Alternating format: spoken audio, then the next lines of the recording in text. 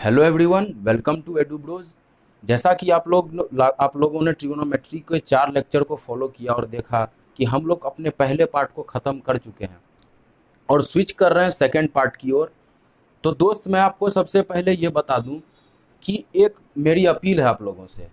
आप लोग जो वीडियो देख रहे हैं ना, इसे एक बार आप पूरा ऑनलाइन देखिए। जैसे मैं अगर 30 मिनट्स का वीडियो शूट कर रहा हूँ, तो इस 30 मिनट को आप अगर पहली बार देख रहे हैं तो मेरा एक अपील है कि आप पहला 30 मिनट ऑनलाइन देखिए। मैं क्या यहाँ पे देख रहा हूँ, गौर कर रहा हूँ कि कुछ लोग वीडियो डाउनलोड कर लेते हैं। दोस्त, वीडियो डाउनलोड आप कर लीजिए, कोई टेंशन नहीं है, लेकिन पहली बार कोशिश कीजिए कि वीडियो को ऑनलाइन देखें। तो ठीक है, स्टार्ट करते हैं, स्विच करते हैं अपने लास्ट टाइम के होमवर्क पे। और ये होमवर्क आपका लिखा हुआ है बोर्ड पे और डिस्कस करते हैं इसका। बहुत ही बेहतरीन फ्रेम्ड क्वेश्चन है, कुछ नहीं किया है, बस एंगल्स के पोजीशन को, ट्रायंगल के पोजीशन को इसमें चेंज कर दिया है क्वेश्चन में। तो आप देख सकते हैं कि मेरा फर्स्ट पार्ट का जो क्वेश्चन है उसमें यहाँ पे सी दे रखा है। तो दोस्त, मैंने पहले लेक्चर में आपको बताया था, फर्स्ट लेक्चर से ही बता रहा हूँ कि जिस भी एंगल को, एक ट्रायंगल के किसी भी एंगल को डिफाइन कर रहे हैं ट्रिग्नोमेट्री में, तो हमेशा उसके सामने वाला जो साइड होता है वो परपेंडिकुलर होता है। तो मुझे कोई फर्क नहीं पड़ता कि किस तरीके का एंगल है, किस तरीके का ट्रायंगल है, कैसे उसकी अलाइनमेंट है, इससे मुझे कोई दिक्कत नहीं होगी। मैं बस ये देखूंगा कि जो भी एंगल है उसके सामने वाला साइड हमेशा परपेंडिकुलर होगा, उसके बाजू वाला साइड हमेशा बेस होगा और उसके सबसे बड़ा साइड उस ट्रायंगल का हमेशा हाइपोटेनस होगा, अगर किसी राइट एंगल ट्रायंगल में मैं बात कर रहा हूं तो दोस्त, आगे बढ़ते हैं और देखते हैं कि किस तरीके से इन दोनों क्वेश्चंस को टैकल किया जाए। तो पहला क्वेश्चन मैं देखा तो मैं देख रहा हूं कि यहाँ पे सी है। तो दोस्त, जब यहाँ पे सी है तो इसके सामने वाला जो मैं यहाँ से एडवांटेज लेता हूँ और मैं इसको थोड़ा इरेज करता हूँ। मेरे पास एडवांटेज है कि मेरा फिगर बना हुआ है, आप लोग दूसरा फिगर बना लेंगे, ठीक है। सी के सामने वाला जो होगा वो परपेंडिकुलर होगा, बाजू वाला बेस होगा और सबसे बड़ा वाला हाइपोटेनस होगा। कोई दिक्कत नहीं है दोस्त। वो कह क्या रहा है, for this triangle cos c is equal to 2/5। तो cos c 2/5 है, मतलब cos थीटा जहां भी आएगा वहां पे बेस बाय हाइपोटेनस होगा, लिख के ले लो। तो बेस बाय हाइपोटेनस मतलब बेस बाय हाइपोटेनस की वैल्यू 2/5 दे रखी है। मैं लिखूंगा cos c is equal to 2/5, मतलब इसकी वैल्यू 2, इसकी वैल्यू 5। तो यहां से परपेंडिकुलर निकल जाएगा मेरे भाई। कैसे निकलेगा, h का स्क्वायर माइनस b का स्क्वायर का under root is equals to perpendicular का square, where h and b are hypotenuse and base. तो परपेंडिकुलर निकालते हैं, रूट अंडर 5 का स्क्वायर माइनस 2 का स्क्वायर, तो यहां से आ जाएगा root 25 minus 4 is equals to root 21। अब मुझे इस ट्रायंगल में परपेंडिकुलर की वैल्यू पता है, बेस की वैल्यू पता है, हाइपोटेनस की वैल्यू पता है। इसका मतलब यह है कि मेरे पास अब 6 के 6 ट्रिगोनोमेट्रिक रेशियोज की वैल्यू आ गई है। कैसे, सबसे पहले देखते हैं कि किस एक्सप्रेशन की वैल्यू पूछी है इसने। तो मुझे दिख रहा है कि tan c into cot C into sine C plus cosec C plus 1/5। तो tan c क्या होगा, tan of this angle theta. tan हमेशा परपेंडिकुलर अपॉन बेस होता था, तो परपेंडिकुलर ये है, बेस ये है, क्या ये हो जाएगा। और मुझे एक चीज और दोस्त, यहाँ लिखा हुआ tan और यहाँ लिखा हुआ है कॉट, तो मुझे कुछ याद आ रहा है। मुझे याद ये आ रहा है कि ये दोनों का रिलेशन इनवर्स होता था। tan c is equal to 1/cot c होगा, cot c is equal to 1/tan c होगा। तो मुझे यहाँ से क्या दिख रहा है, cot c को मैं यहाँ लिखूंगा 1/tan c। तो बताओ, ये दोनों नहीं खत्म, बचा क्या, बचा sin c plus cosec c plus 1/5। मैं इसको थोड़ा एक बार और बढ़िया से लिखता हूँ, sin c plus 1/sin c plus 1/5 sin c, sine of this angle c, perpendicular upon hypotenuse, perpendicular upon hypotenuse, perpendicular is root under 21 upon hypotenuse is 5 plus 1/sin c, 1/sin c मतलब 5/√21 +1/5। क्या कोई दिक्कत है? इसकी value solve कीजिए और answer लाइए। अब आगे बढ़ते हैं, अब आगे बढ़ते हैं दोस्त, ठीक है। तो यहाँ तक हमारा पहला पार्ट, पहला क्वेश्चन था। दूसरे पे आते हैं, क्वेश्चन नंबर 2। क्वेश्चन नंबर 2 में क्या दिया है? इस ट्रेंगल और इस ट्रेंगल में बस इतना अंतर है कि दोनों के पोजीशन को, दोनों के लिखने के तरीके को, ट्रेंगल के रिप्रेजेंटेशन को चेंज कर दिया। बाकी बाकी सब कुछ सेम है। थीटा यहाँ है। मैं हमेशा बोलता था कि सामने वाला परपेंडिकुलर, बाजू वाला बेस और सबसे बड़ा वाला हाइपोटेनस होता है दोस्त। तो सामने वाला परपेंडिकुलर, सबसे बाजू वाला बेस और सबसे बड़ा वाला हाइपोटेनस। लिखा हुआ है 2 sin थीटा +4 = 5।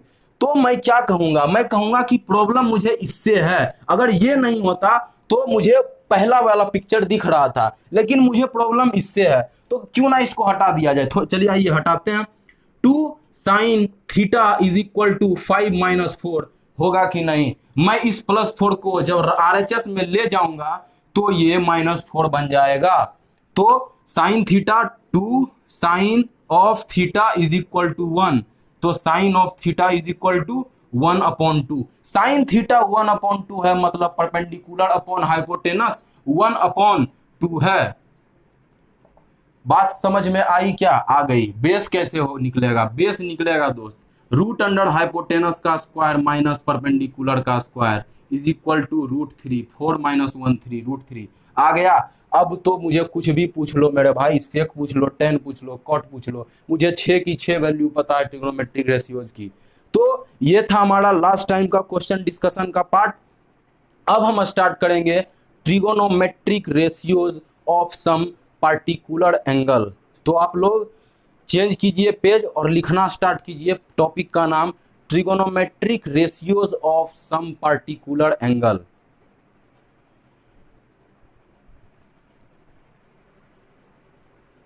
आप लोगों ने ये सॉल्यूशन नोट कर लिया होगा। अब स्टार्ट करते हैं अपने दूसरे पार्ट पे। तो उस पे जाने से पहले मैं आप लोगों को कुछ बोलना चाहता हूँ। कहना बस ये चाहते हैं कि ट्रिगोनोमेट्री आप लोगों ने बेहतर तरीके से अभी तक बेसिक्स उसकी देखी, ठीक है। लेकिन मैं एक दो पॉइंट्स हैं जिसको किसी क्वेश्चन के थ्रू आप लोगों को कुछ समझाना चाहता हूँ। थोड़ा गौर कीजिएगा मैं कहना क्या चाहता हूँ, ठीक है। क्योंकि ये चीज़ें कई जगह थ्योरम्स की तौर पे भी दी हुई होती हैं, लेकिन मुझे लगता है कि ये एक बेसिक अंडरस्टैंडिंग का पार्ट है ट्रिगोनोमेट्री पढ़ने के लिए, ठीक है। और जब ये पार्टिकुलर एंगल की बात होती है तो कन्फ्यूज़न और ज़्यादा बढ़ जाता है। मैं बताता हूँ आपको कि कन्फ्यूज़न क्या है पहले, और फिर मैं उसका खुद से सॉल्यूशन देने की आपको कोशिश करता हूँ, ठीक है। Let me rub this board first.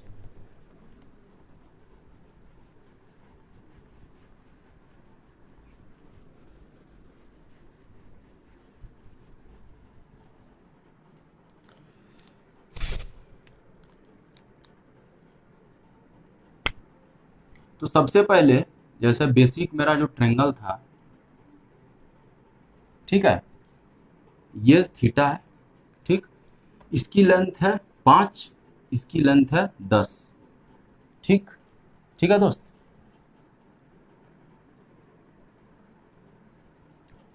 ये ए है और इसकी लेंथ है 7 और इसकी लेंथ है 14, ठीक। चलिए बहुत ही अच्छी बात है भाई। तो मैं अब आपको देखिए क्या दिखाना चाहता हूँ। यहाँ से मैं साइन थीटा निकालता हूँ, इसको मैं ट्रायंगल 1 बोलता हूँ, इसको मैं ट्रायंगल 2 बोलता हूँ, ठीक। साइन थीटा लिखते हैं भाई परपेंडिकुलर अपॉन हाइपोटेनस 5/10 1/2, ठीक। साइन ए, ये क्या हुआ? गौर से देखिए, दो डिफरेंट ट्रायंगल्स हैं, दो डिफरेंट साइड्स हैं, लेकिन जब मैं वैल्यूज निकाल रहा हूं साइन थीटा की तो वैल्यूज सेम कैसे आ रही हैं? क्या ये तो होना नहीं चाहिए था ना। तो ऐसा लेकिन हो रहा है, इससे भी आप डिनाई नहीं कर सकते। तो दरअसल दोस्त होता क्या है कि आप लोग जब एंगल्स पढ़ते थे उस समय आपको एक बातें बताई जाती थी, पता नहीं बताई थी या बताई गई थी या नहीं, वो ये है कि जो एंगल होता है ना वो कभी भी साइड के लेंथ पे डिपेंड नहीं करता। मतलब मैं ये कह रहा हूं कि ये एंगल मान लो कि 30 डिग्री है, ठीक ठीक, इसकी लेंथ 12 है, इसकी लेंथ 20 है, ठीक, ये भी एंगल 30 डिग्री है, इसकी लेंथ 2 सेंटीमीटर, इसकी लेंथ 30 सेंटीमीटर है। Angle of a triangle doesn't depend upon the length of side. मतलब किसी भी एंगल, कभी भी एंगल की बात होगी ना तो कभी भी साइड पे डिपेंड नहीं करती है, साइड के लेंथ पे, sorry, length of the side पे कभी भी एंगल डिपेंड नहीं करता है। नोट डाउन करके स्टार मार्क 5 स्टार पॉइंट है, इसको लिख लो, कोई भी कंफ्यूजन नहीं होगा trigonometric ratios of a particular angle पढ़ने में, ठीक है। अब हम स्विच करते हैं, आपको एक टेबल बनवाते हैं जिसके थ्रू, वैसे मैं आपको एक चीज और बता दूं कि कहीं भी 1/0 ऐसा कुछ आएगा तो आप इसको बोलिएगा नॉट डिफाइंड, ये चीज डिफाइंड नहीं है, this is un undefined term, ठीक है। ये चीज आप नोट कर लीजिए। दो बातें, पहला क्या बोला, angle never depend upon the length of a side, side के लेंथ पे कभी भी एंगल डिपेंड नहीं करता है।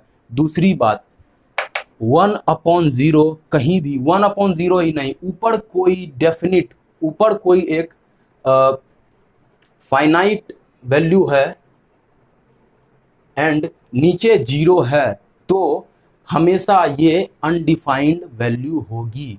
मतलब ऊपर 5 हो, 10 हो, ए हो, बी हो, सी हो, डी हो, एम हो, एन हो, कोई फर्क नहीं पड़ता है। अगर ऐसा मुझे दिखता है डिनोमिनेटर पार्ट कि मुझे 0 है तो मैं उसे नॉट डिफाइंड कहूँगा, ठीक है। इन दोनों पॉइंट को आप स्टार मार्क करके लिखिए, बहुत ही ज़्यादा ज़रूरी है, कन्फ्यूज़न कभी नहीं क्रिएट होगा। तो स्टार्ट करते हैं दोस्त।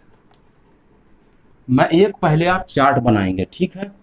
वैसे मैं इन सब चीज़ों में विश्वास नहीं करता हूँ, आपको हर चीज़ पता है। तो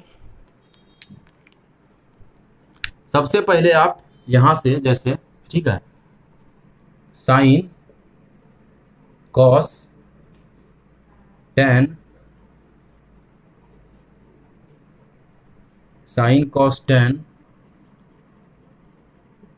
कॉसेक, सेक एंड कॉट, ठीक है, ये हो गया, ठीक।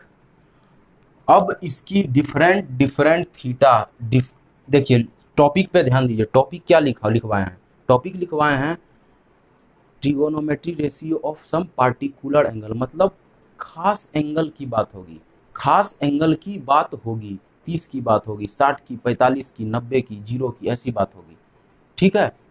तो जैसे सबसे पहले लिखिए 0 डिग्री, उसके बाद 30 डिग्री, फिर 45 डिग्री, उसके बाद 60 डिग्री, फिर लिखिए 90 डिग्री, ठीक है, ऐसा लिखिए। चार्ट क्या रिप्रेजेंट कर रहा है, बहुत इंपॉर्टेंट है, sine of 0, sine of 30, sine of 45, sine of 60, sine of 90। मतलब मैं यहाँ पे जैसे ही आऊंगा मुझे साइन ऑफ 0 मिलेगा, मैं यहाँ पे जैसे ही आऊंगा मुझे कॉस ऑफ 0 मिलेगा, मैं यहाँ पे आऊंगा तो मुझे कॉस ऑफ 60 मिलेगा। ये बस चार्ट ये बता रहा, मतलब cos of angle 60, sine of angle 0, sine of angle 90, इसकी बात हो रही है, दिमाग में घुसा लीजिए, ठीक है। अभी तक हम theta, A B C D angle की वैल्यूज डिफाइंड नहीं होती थी, वो एक वेरिएबल होता था। अभी मैं क्या किया कि एक कांस्टेंट वैल्यू एंगल की मैं लिख दिया हूँ, पुट कर दिया हूँ मुझे अब। और दूसरी बात, ये कहाँ से आया, सवाल ये पैदा होता है, वो आपके सिलेबस में नहीं है, तो टेंशन बिल्कुल मत लीजिए, कहीं से भी आया हो आपको इस चार्ट को अपने दिमाग में बसा लेना है, क्योंकि क्वेश्चंस यहाँ से बहुत ज़्यादा आते हैं और बहुत ही बेहतरीन आसान है, आपको एकदम इजी कर देंगे, टेंशन मत लीजिए। बस इसको थोड़ा लिख लीजिए पहले, क्योंकि बेसिक्स है तो लिखना जरूरी है। साइन ऑफ एंगल 0, इसकी वैल्यू होती है 0, साइन 30, इसकी वैल्यू होती है 1/2, साइन 45, इसकी वैल्यू होती है 1/√2।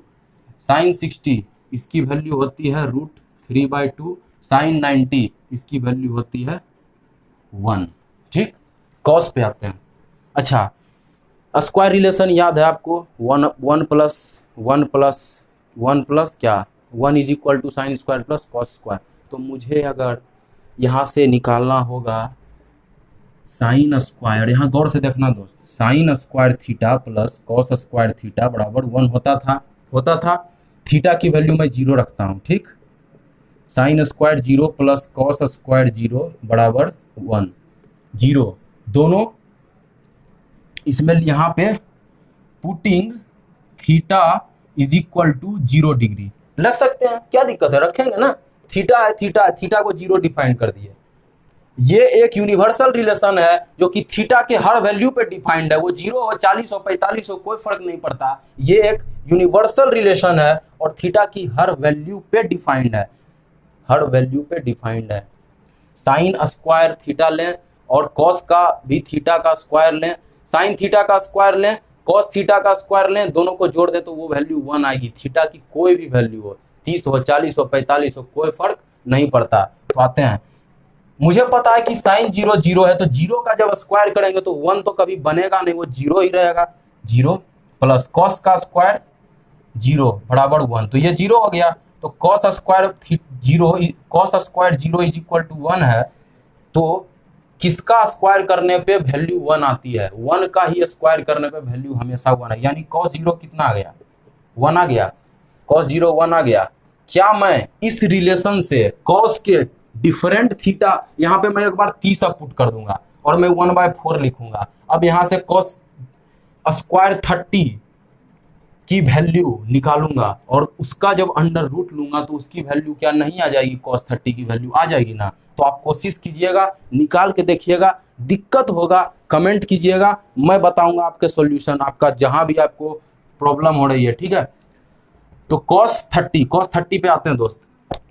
cos 30 एक बार चेक कर लेते हैं रिकॉर्डिंग हो रहा है कि नहीं। ठीक है, चलिए हम सेफ हैं। ठीक है, कभी कभी दिक्कत हो जाता है।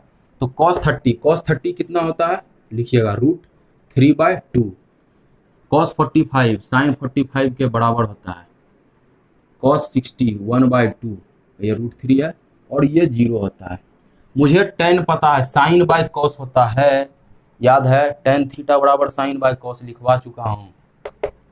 Sign by cos 0/1, 0/1 is 0/1, 0/1 is equal to 0। 1/0 नहीं है, डिनोमिनेटर में 0 नहीं आया है, न्यूमरेटर में 0 आया है, 0। इन दोनों को डिवाइड मारिए, क्या आएगा, 1/√3। इन दोनों को जब डिवाइड करेंगे 1, इन दोनों को डिवाइड करेंगे कितना आएगा, √3/2 गुने 2/1 √3, और यहाँ से क्या आएगा 1, देखिए यहाँ आ गया 1/0। कॉस साइन अपॉन कॉस 10 होता था 1/0, sine 90/cos 90 1/0। This is undefined, ये डिफाइंड नहीं है। 10 की 90 पे वैल्यू डिफाइंड नहीं है। ठीक, दिमाग में अच्छे से, कोसेक मुझे दिख रहा है, मैं साइन को हर जगह उल्टा कर दूंगा, इसका रेसिप्रोकल ले लूंगा, इसका मैं इनवर्स ले लूंगा, वैल्यू आ जाएगी इनवर्स रिलेशन से। Cosec theta is equal to 1/sin theta. ठीक है, आते हैं इस पे, 1/0 करूंगा, अनडिफाइंड, कोई दिक्कत दोस्त। 1/2 का उल्टा करिए 2, 1/√2 का उल्टा कीजिए √2, √3/2 का उल्टा कीजिए 2/√3, 1 का उल्टा 1। आइए सेक पे, सेक बराबर होता है 1/cos। मुझे cos याद है तो मुझे सेक याद करने की जरूरत नहीं है, हर बार मैं उसका रेसिप्रोकल लूंगा, उसका इन्वर्स लूंगा, आंसर आ जाएगा। आइए 1/1 1, √3/2 का उल्टा कर दो, रेसिप्रोकल उल्टा मतलब, ठीक है, √2/√3, 1/√2 √2, 1/2 2, 1/0 अनडिफाइंड दोस्त, अनडिफाइंड। कॉट बराबर 1/10, 1/0 जैसे ही करोगे दोस्त, अनडिफाइंड, रूट 10 है, cot 1/10, cot is equal to 1/10। First lecture याद कीजिए, जो दोस्त देखना स्टार्ट किए हैं मैं उनको बता दूं, पिछला 4 लेक्चर पूरा का पूरा ट्रिगोनोमेट्री का बेसिक्स था। बढ़िया से देखिए, बहुत ही इंजॉय करने वाले हैं आप, बेहतरीन तरीके से ले गए हैं दोस्त, इतना इजी कर दिए हैं ट्रिगोनोमेट्री। अगर वो आपका क्लियर है, ये आपके लिए कुछ भी नहीं है, बिलीव मी। 1 इसका जब मैं उल्टा करूंगा तो √3 आएगा, ठीक है। 1/1 1 होगा, 1/√3 हो जाएगा। और अनडिफाइंड है, अनडिफाइंड मतलब 1/0, मतलब ये है 1/0 अनडिफाइंड। तो इसका जब मैं रेसिप्रोकल लूँगा तो ये 0/1 बनेगा क्या? समझ में आ रहा है आपको? तो 0/1 इज 0, ठीक है। कुछ लोगों को अभी भी कन्फ्यूजन जरूर होगा दोस्त, न्यूमरेटर में 0 आ जाए कोई दिक्कत नहीं है, ठीक। मुझे प्रॉब्लम 0 से तब है जब वो डिनोमिनेटर में एग्जिस्ट करने लगेगा, ठीक। मुझे प्रॉब्लम तब है। अच्छे से हिंदी में अपने तरीके से लिखो इस बात को, बहुत ज़्यादा कन्फ्यूजिंग चीज़ है, बहुत ज़्यादा। स्पेशली जो आज तक इस कन्फ्यूजन में जी रहे थे कि सर 5/0 कर दें, 2/1 कर दें, क्या करें सर, समझ नहीं आता, कहीं 0 कर दें, कहीं इनफाइनाइट हो जाता है, कहीं अनडिफाइंड हो जाता है। याद रखना एक बात, जब भी 0 पिक्चर में आए फ्रैक्शन में, हमेशा चेक करो कि वो डिनोमिनेटर में तो कहीं नहीं आ गया। जब डिनोमिनेटर में आ गया तभी उसकी वैल्यू अनडिफाइंड होगी, वरना न्यूमरेटर में वो हमेशा 0 बन जाएगा, वो उस फ्रैक्शन की वैल्यू को 0 कर देगा। तो ये है आपका पहला चार्ट जिसको आपको गेट बाय हार्ट करना। मैं नहीं करता हूँ, मुझे याद बस साइन थीटा की वैल्यू है, साइन की वैल्यू मुझे डिफरेंट थीटा एंगल पे याद है, और मुझे कॉस मैं निकाल लेता हूँ इस रिलेशन से, ठीक। tan मैं निकाल लेता हूँ साइन अपॉन कॉस करके, कॉसेक मुझे पता है 1/sin होता है, सेक मुझे पता है 1/cos होता है, कॉट मुझे पता है 1/tan होता है। इससे मैं बाकी 5 जो बचे अपार्ट फ्रॉम साइन मुझे आराम से पता चल जाता है दोस्त। और बिलीव मी, आप भी इसको कीजिए। क्यों? क्योंकि कितना रटोगे यार, 1 2 3 4 5 5 × 6 30 रिलेशन है दोस्त, लिख के देते हैं, याद करने में 4 दिन लग जाएगा। बिलीव मी, ऐसा मत करो, लिख के प्रैक्टिस करो, बहुत ज़्यादा एडवांटेज होने वाला आपको, ठीक है। इसको बहुत बेहतरीन तरीके से आपको पता होना चाहिए इन रिलेशन को। और हम इस लेक्चर को यहीं पे वाइंड अप करेंगे। क्यों? क्योंकि जब तक आपको इनकी वैल्यूज़ पता नहीं होंगी, मैं अभी आपको लिख के एक एक्सप्रेशन सॉल्व करवाऊँ कि sin 30 × cos 45 + 2, इसकी वैल्यू फाइंड करो। अगर आपको इन दोनों की वैल्यू sin 30, मुझे जैसे ही sin 30 1/2 cos 45 1/√2, अगर मुझे ये पता है तो मैं देखो कितना बेहतरीन और आराम तरीके से इसको लिख दूंगा, 1/2√2 + 2 होगा कि नहीं दोस्त? कुछ लगा? कोई एफर्ट लगा? नहीं लगा। मतलब एफर्ट लग कहाँ रहा है? एफर्ट का जो लगाने का जो पॉइंट है वो मेरा ये पॉइंट है, इस जगह मैं थोड़ा सा एफर्ट लगाऊंगा तो मुझे क्वेश्चन में एफर्ट लगाना नहीं पड़ेगा, ठीक। तो इसको बेहतरीन तरीके से आप याद कीजिएगा। आपका ये होमवर्क है, आज मैं कोई होमवर्क नहीं दूंगा, बस होमवर्क के तौर पे बस यही है कि इसको आप याद कीजिए, ठीक है। इसको आप याद कीजिएगा बॉस, इसको बहुत ज़रूरी है इन चीज़ों को मेमोरी में रखना, क्योंकि पार्टिकुलर एंगल पे ट्रिगोनोमेट्रिक रेशियोज डिफरेंट जो 6 हैं वो याद जब आपको होंगे तो आपसे जो इनसे रिलेटेड क्वेश्चंस हैं वो बहुत ही आसान हो जाएंगे आपके लिए। तो आज का होमवर्क भी यही है। लेक्चर को अब बंद करेंगे दोस्त।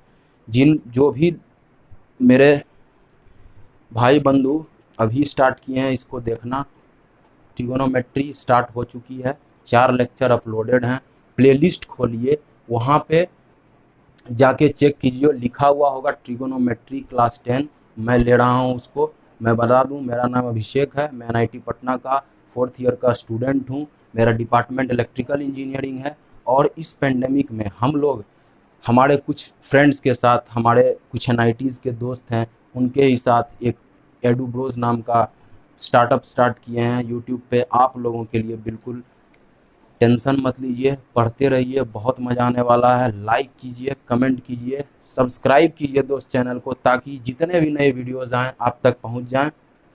और फॉलो करते रहिए हमारे प्लान को। हम आपको कभी भी निराश नहीं करेंगे, बिलीव मी, ठीक है। तो थैंक यू वेरी मच।